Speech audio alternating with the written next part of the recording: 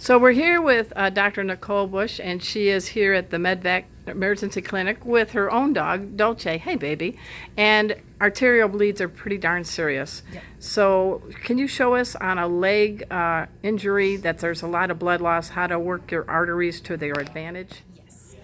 So a lot of your major arteries are actually on the inside of the upper legs, and then they kind of twist and rotate around and out. So for her major brachial artery is actually going to be on the inside of the arm here, and it's going to come out and it's going to kind of rotate around. So when it gets a cut on the underside of her paw here, it can bleed a lot. Because it is still an arterial blood flow. Just like with people, they always tell you with any type of big cut is to try and elevate it. Well, in our wonderful canine friends, let's face it, they walk like this. Right. So the gravity is not exactly our friend at this point.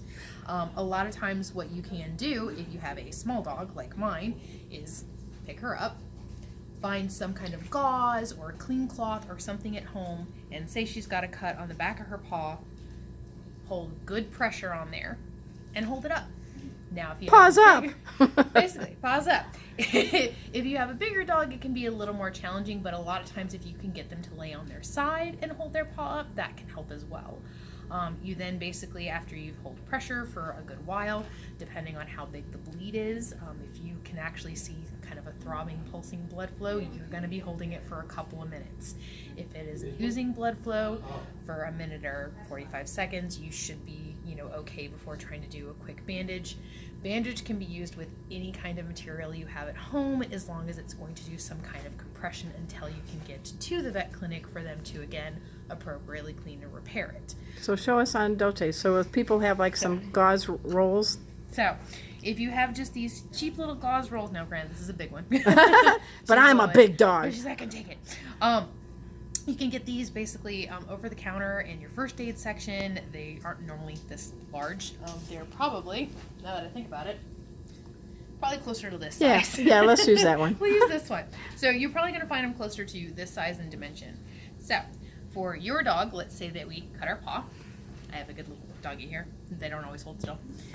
Again, you're holding pressure. Don't stop holding pressure. But then you are going to take your gauze, take an end. It does not matter if you wrap this way or this way, as long as you keep going in the same direction, around and around and around. Okay. That's what actually holds the bandage in place. So it is whatever you are comfortable and whatever you can get. And it is not going to look pretty. You're just trying to do pressure. And the good thing about these, and that happens too, is that with the gauze, you can't get so much pressure on her wound that it cuts off blood flow to other areas, but it puts enough compression on her wound until you get to the vet that she's not bleeding out everywhere. And I noticed you're going up and down Yes. beyond where the injury is. That's a good thing where the joint is. You go above and below because you're trying to make it secure. Good. The rule is always to end at the top because you're making sure blood flow. Now, if you start wrapping back down again, you need to make sure to go back up, because by wrapping down, you're kind of pushing some blood flow down. Good. We don't necessarily want to do that. So you go down. Now I'm down there. I'm going to wrap it all the way back up. And we're going to end at the top. And show how to just tie when you don't have a scissors. And say when you don't have scissors. Now this is a substance that kind of sticks to itself a little bit. It's what I have. And they rip real easily. And then you can just nice. Fold it over. But if you don't have that and you have gauze, like an actual gauze pad, you go, baby. She's very good. And she's like, oh, come on, Mom. You can actually just cut your gauze like this, tear it, wrap it around said limb, and make a little knot. Well, we say to do a tie, not a knot. Yeah. So, but you do like a little bow, basically. Good. So you use it like that. So it's secure and it holds till you can get to your vet and get the care that your pet needs. Well, thank you, Dr. Buch, and thank you, Dolche. Okay.